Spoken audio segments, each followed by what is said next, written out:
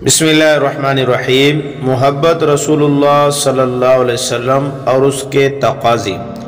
نبی کریم صلی اللہ علیہ وسلم کا ذکر کثرت سے کرنا۔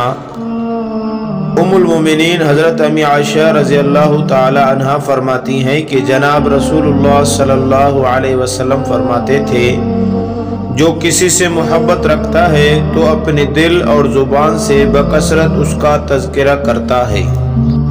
جیسے اللہ رب العزت کو نبی کریم صلی اللہ علیہ وسلم سے محبت ہے تو اللہ تعالیٰ نے اپنی ہر کتاب مثلا تورات، زبور، انجیل اور قرآن مجید میں سب میں آپ صلی اللہ علیہ وسلم کا بار بار تذکرہ فرمایا۔